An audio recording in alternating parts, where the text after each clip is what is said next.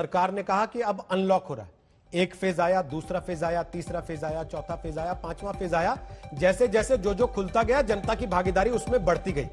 अब यह कहना कि जनता जिम्मेदार है, क्या सरकारें यह कहकर जनता के सिर ठीकरा फोड़कर अपना पल्ला झाड़ सकती है इस बात से कि एक साल में उन्होंने क्या तैयारी की थी? और क्या सारे पाप लॉकडाउन के पीछे? प्रधानमंत्री कहते हैं कि जहां मैक्सिमम टेस्टिंग हो, आप अधिकतम से अधिकतम नंबर बताइए, इसमें कोई शर्माने घबराने की बात नहीं है। लेकिन बीजेपी के प्रवक्ता टीवी पर बैठकर कहते हैं 60,000 केस है, देखो इनसे तो संभला नहीं। अभय दुबे, अगर आपसे संभला नहीं तो फिर आप ज्ञान किस मुंह से देते हैं दूसरों को? क्योंकि छत्तीसगढ़ में भी स्थिति आपने देख ली है, वहां पे भी आपकी सरकार है। बिल्कुल रोहित सरदाना जी, मैं बहुत सकारात्मक बात करना चाहता हूं। देखिए, आज समूचे विश्व को अगर देखें तो हम यूएस को देखें तो हमसे लगभग 3 गुना कम केस आए हैं, 78,000, ब्राजील 75,000, टर्की 62,000, और आप चौंक जाएंगे सुनकर चाइना में कल सिर्फ 12 केसेस आए हैं। हमको गंभीरता से विचार करना चाहिए। 2 लाख केस का अर्थ क्या है? पूरा सिस्टम कोलैप्स हो जाएगा, इतने संसाधन हिंदुस्तान के पास नहीं है। मैं टीके की बहुत बात हो रही, छोटा सा प्रकाश डालना चाहता हूं टीके पे। पार्लियामेंट्री स्टैंडिंग कमेटी की रिपोर्ट 8 मार्च को आई है साइंस की। उसने ये बताया है कि कोविशील्ड ने जो उसको कहा है आकर स्टैंडिंग कमेटी को कि उसकी जो वैक्सीन बनाने की क्षमता है वो 70 मिलियन पर मंथ की है और कोवैक्सीन की सिर्फ 10 मिलियन पर मंथ की है। इसका अर्थ यह है कि 8 करोड़ टीके हर माह बनाने की क्षमता है। आज हम 11 करोड़ 44,93,हजार टीके लगा चुके हैं और पर मंथ हमने 16 जनवरी से अब तक प्रतिदिन सिर्फ 12,77,000 टीके लगाए। रोहित सरदाना जी, आज बड़ा संकट देश के सामने ये खड़ा है कि जो 11.5-12 करोड़ टीके हैं, इनको अगले महीने दूसरा डोज कैसे दोगे? ये सरकार ने दूरदर्शी व्यवहार किया ही नहीं हिंदुस्तान के साथ। इस हिंदुस्तान के पास एक अवसर था जब स्पुतनिक ने अप्लाई किया था। आप कल्पना कीजिए, रशिया ने 11 अगस्त को उसको अप्रूवल दे दिया। उसने कहा कि इम्यूनोजेनिसिटी डेटा, सुनिए ना, आपने कहा मैं कोई राजनीतिक बात नहीं करूंगा, लेकिन मैं एक सवाल पूछना चाहता हूं। सर, आपके पास दुनिया जहान का ज्ञान है, अपनी सरकार को छत्तीसगढ़ में इतना नहीं बता सकते कि कूड़ा ढोने वाली गाड़ी में लाश तो मत उठाओ, इलाज नहीं दे सकते तो? मरने के बाद तो इतना सम्मान कर लो आदमी का, जीते जी नहीं करते तो? मैं चाहता हूं कि आप पूरा अवसर मेरी बात का दें। 1,18,000 एक्टिव केसेस हैं छत्तीसगढ़ जैसे छोटे राज्य में। आप जानते हैं क्या हुआ इस हिंदुस्तान के साथ?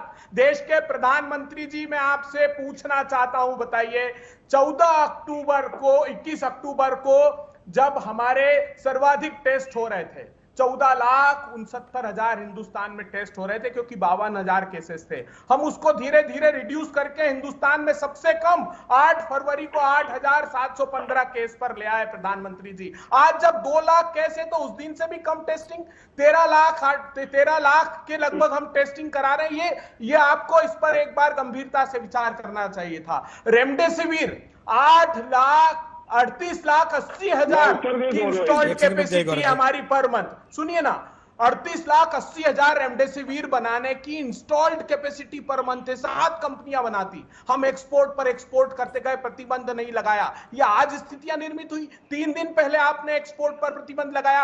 राहुल गांधी जी को याद करिए, उन्होंने कहा था प्रधानमंत्री जी एक बड़ी सुनामी आने वाली। प्रधानमंत्री जी अब की बार ट्रंप सरकार और लिट्टी चोखा खाने में लगे हुए थे। प्रधानमंत्री को कहा कि आप कोरोना वायरस को कंटेन नहीं कर रहे, इस तरीके के लॉकडाउन से सिर्फ इकोनॉमी को कंटेन कर रहे हैं। ये है, क्या महाराष्ट्र में, क्या छत्तीसगढ़ में बीजेपी लड़ रही थी कोरोना से या आपकी सरकार सत्ता में थी?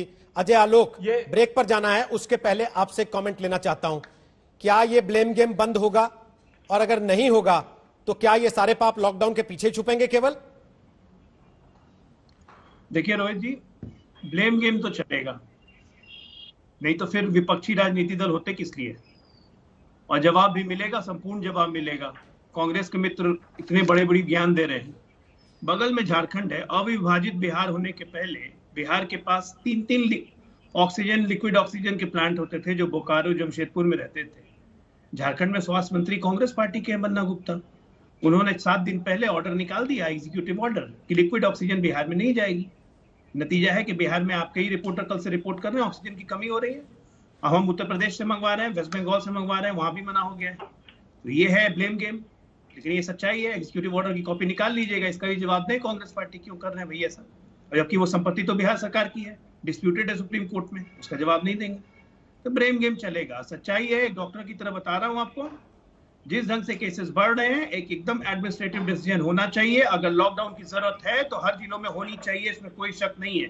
कोई सरकार, चाहे कांग्रेस की सरकार हो, बीजेपी सरकार हो, जेडीयू की सरकार हो, किसी सरकार के बस का नहीं है अगर इन्फेक्शन इस तरह से बढ़ने लगा out of control.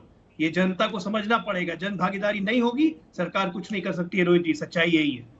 Ajay ji, सरकार ने कहा कि अब अनलॉक हो रहा है, एक फेज आया, दूसरा फेज आया, तीसरा फेज आया, चौथा फेज आया, पांचवा फेज आया। जैसे जैसे जो खुलता गया जनता की भागीदारी उसमें बढ़ती गई। अब ये कहना कि जनता जिम्मेदार है, क्या सरकारें ये कहकर जनता के सिर ठीकरा फोड़कर अपना पल्ला झाड़ सकती है इस बात से कि एक साल में उन्होंने क्या तैयारी की थी, और क्या सारे पाप लॉकडाउन के पीछे छुपाए जाएंगे?